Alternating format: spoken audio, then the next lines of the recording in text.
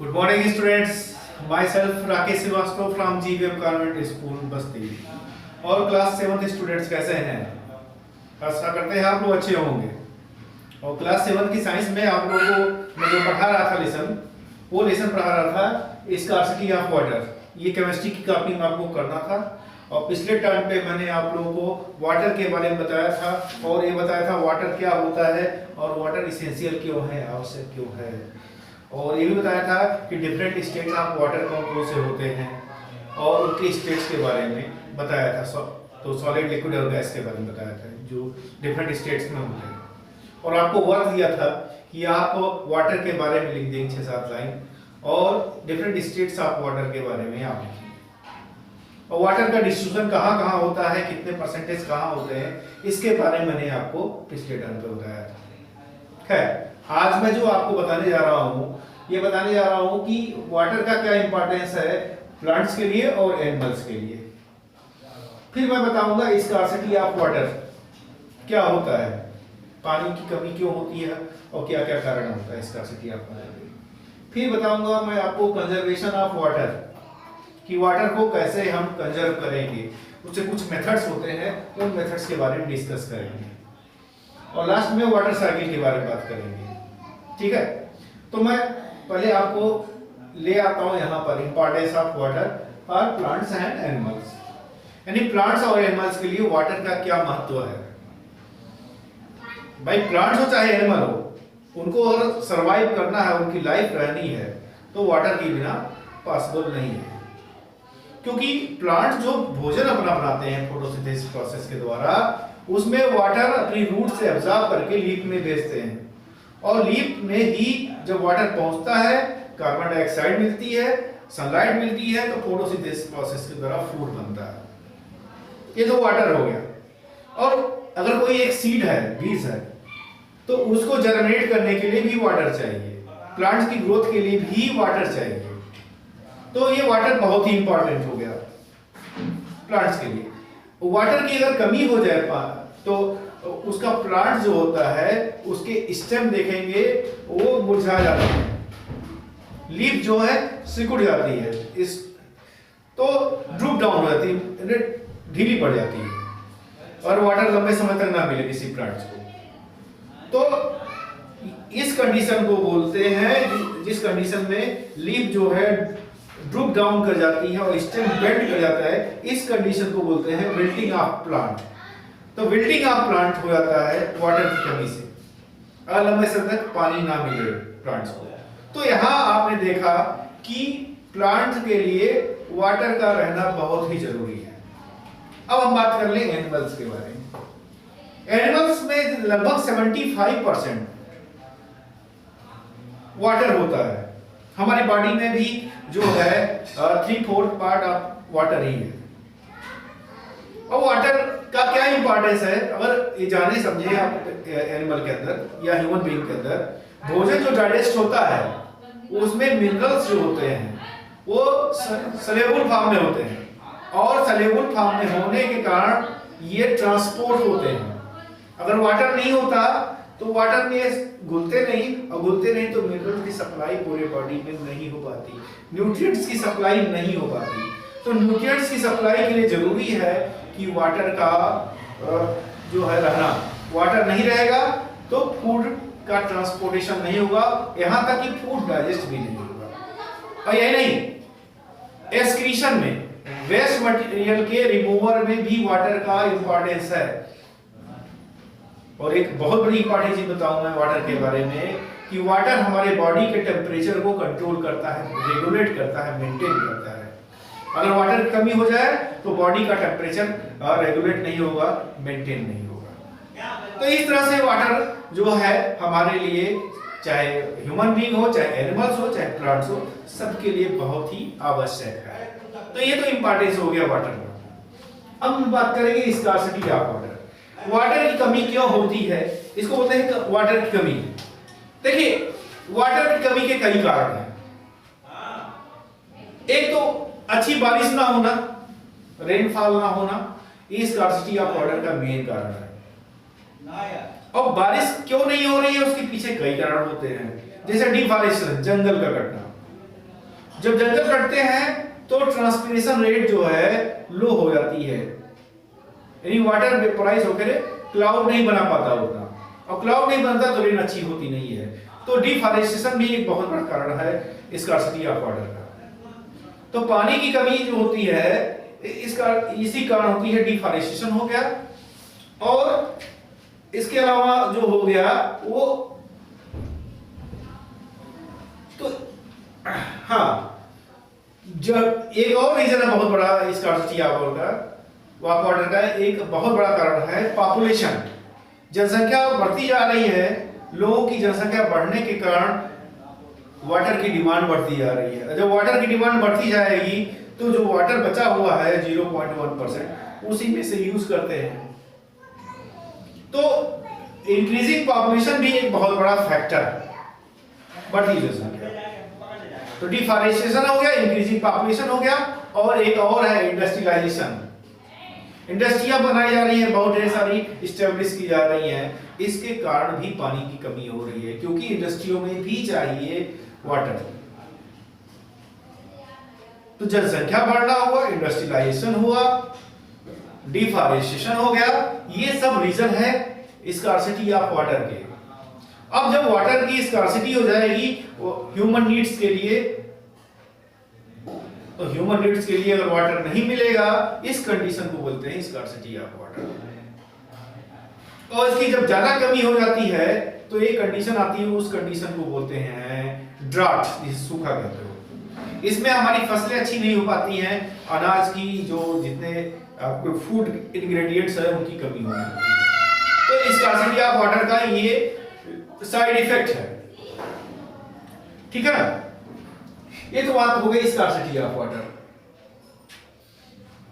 अब फिर हम बात करेंगे, देखो मैंने बताया वाटर का क्या इंपॉर्टेंस है प्लांट्स और एनिमल में, और अगर हम उसको सही तरीके से यूज नहीं करेंगे तो स्कार्सिटी ऑफ वाटर की कंडीशन आ जाएगी। तो अब करें क्या, हम वाटर को कंजर्व करना जरूरी है। तो वह मेथड जिसके द्वारा हम वाटर को सेव कर सकते हैं, सुरक्षित कर सकते हैं, उस मेथड को बोलते हैं conservation of water. The method by which the water can be saved is known as conservation of water. क्योंकि मैंने बताया वाटर का क्या इंपॉर्टेंस है हमारे लिए, आप जान रहे हो, डेली रूटीन में वाटर की जरूरत पड़ती है, तो इसको सेव करना जरूरी है क्योंकि ये वाइटल है, बहुत ही इसेंशियल है।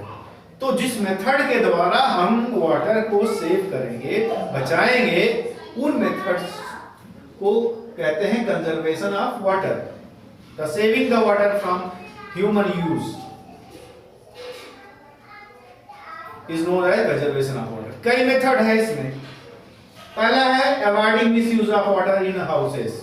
हमारे घरों में आप देखोगे सबसे ज्यादा वाटर का मिसयूज होता है, बहुत से जगहों में होता है। मैं ये नहीं कहूँगा कोई एक्सेप्ट नहीं करता है, लेकिन एक्सेप्ट अक्सर घरों में आप देखो कि चाहे ब्रश करते रहे हो, चाहे बाथिंग करते रहे हो, तो या कपड़े धुल रहे हो, तो वाटर का टैप खुला रहता है।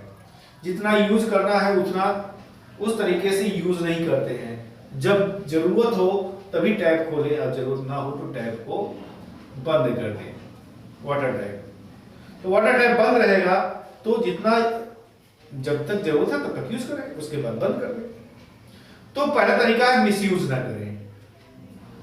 और इसके अलावा जो गंदा पानी है उसकी रिसाइकलिंग कर सकते हैं, उसको दूसरे तरीके से यूज कर सकते हैं। मान लो कपड़े धुले गए, तो कपड़े धुले गए जो पानी आया उसको आप गार्डनिंग में, वहां गमले वगैरह में डाल सकते हैं, क्योंकि गमले के लिए अलग से पानी यूज करो, साफ पानी यूज करो, तो वहां ज्यादा पानी यूज हो जाएगा। और आपके पास ऑलरेडी पानी रखा हुआ है जो कि कपड़े धोने के बाद हुए, उसको डाल सकते हो, उसके बदले आपका वाटर सेव हुआ। तो मिसयूज ना करें वाटर का, चाहे ब्रशिंग हो, चाहे बाथिंग हो, चाहे क्लीनिंग हो, इन सब कंडीशन में, चाहे वॉशिंग हो, इन कंडीशन में जो है वाटर का मिसयूज होता है। मिसयूज ना करें। अब व्हीकल धुलना, गाड़ियां धुलनी होती तो लोग क्या करते हैं, पूरे पानी को मिसयूज करते हैं। तो उसका भी तरीका है, जितना वाटर यूज करना है उतना ही करें। खैर, ये पहला तरीका है bye avoiding misuse of water in houses. दूसरा तरीका है बाय कंट्रोलिंग फ्लड। बाढ़, जैसे बाढ़ आती है, बारिश ज़्यादा हो जाए तो बाढ़ आती है, पानी ओवरफ्लो करने लगता है, इस कंडीशन को फ्लड बोलते हैं। और फ्लड का पानी जो है अगर उसके चारों तरफ डैम बना दिया जाए, बड़े बड़े डैम बना जाए या पुल बना दिया जाए, तो इस पानी को या बड़े बड़े कैनाल से उस पानी को डाइवर्ट करके ऐसी जगह भेज दिया जाए जहां पानी की कमी है, तो वो पानी जो फ्लड का रूप ले लिया था, बाढ़ का रूप ले लिया था, उसको पानी को डाइवर्ट जब कर देते हैं तो वो पानी आपके यूज लायक हो जाता है, वहां यूज होता है जहां पानी की कमी थी। तो इस तरह से फ्लड को कंट्रोल करके, डैम बना करके, पुल बना करके इसको कंट्रोल किया जाता है, एक कैनाल बना के किया जाता है।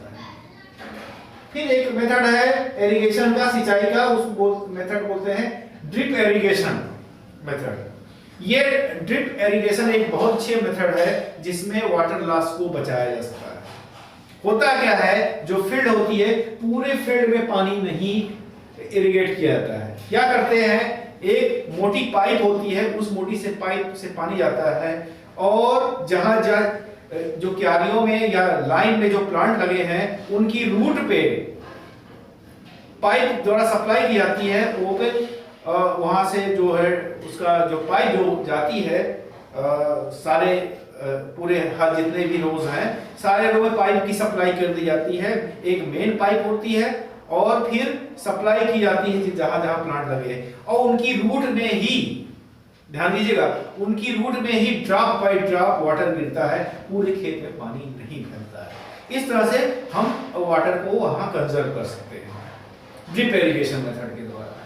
ये ड्रिप इरिगेशन, क्योंकि ड्रॉप बाय ड्रॉप वाटर केवल उसकी रूट पे ही गिरता है जो क्रॉप होती है, इससे वाटर का वेस्टेज नहीं होता है, वाटर कंजर्व किया जाता है।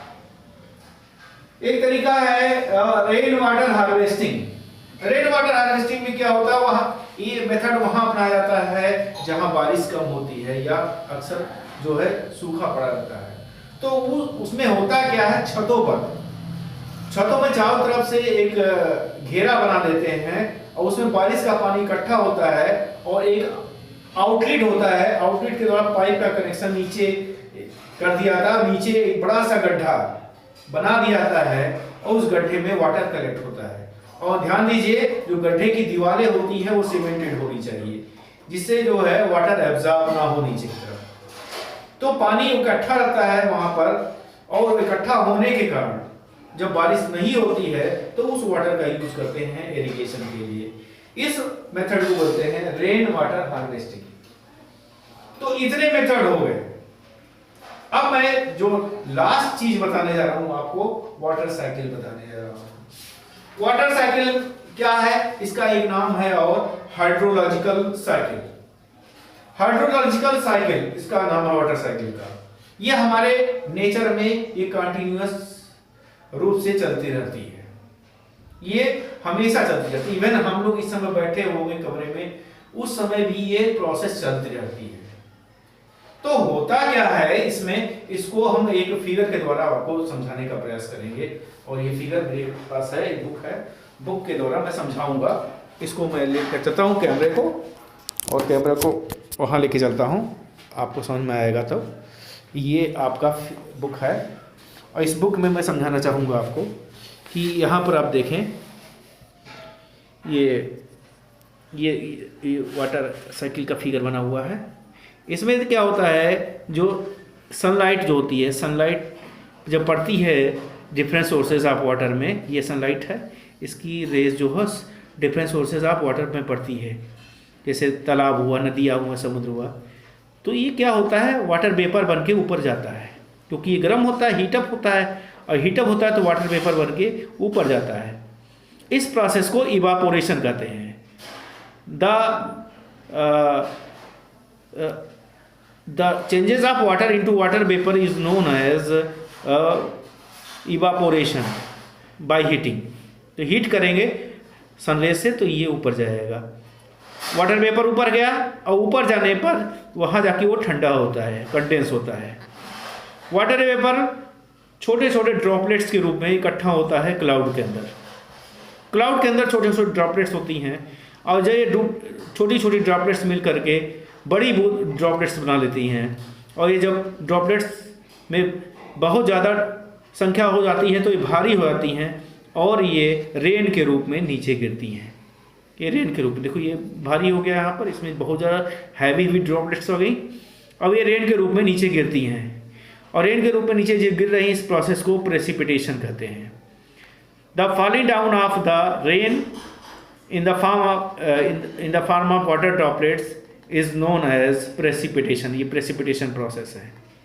तो फिर वापस उसी, देखो उसी जगह पे आ गई जहाँ से गई थी। तो ये साइकिल जो हमेशा सर्किल के रूप में जाता है। पहले वाटर वेपर बना वेपोराइजेशन प्रोसेस के द्वारा, फिर उसके बाद क्लाउड बना कंडेंसेशन प्रोसेस के द्वारा, और फिर प्रेसिपिटेशन प्रोसेस के द्वारा रेन वापस नीचे आ गई। तो ये प्रोसेस हमारे इन्वायरमेंट में या हमारे इकोसिस्टम में कंटिन्यूसली चलती रहती है। इस प्रोसेस को बोलते हैं हाइड्रोलॉजिकल साइकिल या वाटर साइकिल।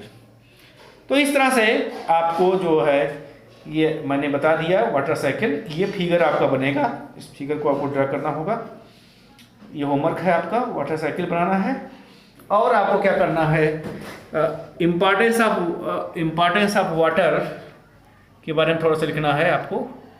ये जो मैंने बताया है आपको, importance of water for plants and animal. इसमें आपको बताना है कि पौधों में और जानवरों में वाटर का क्या इम्पोर्टेंस है। स्कार्सिटी ऑफ वाटर में आपको ज़्यादा नहीं लिखना है, यही लिखना है कि वाटर की स्कार्सिटी किसके कारण से होती है, जिसको मैंने वीडियो में बताया है, उसका रीज़न क्यों लिख देंगे।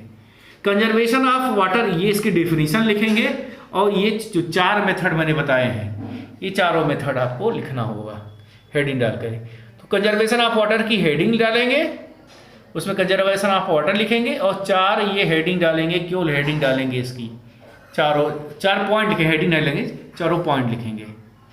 तो कंजर्वेशन ऑफ वाटर हो जाएगा। और वाटर साइकिल का केवल फिगर आपको बनाना है। तो ये आपका वर्क हुआ, इतना पूरा कर लेंगे, फिर मैं अगले वीडियो में मिलूँगा आपसे। Okay students.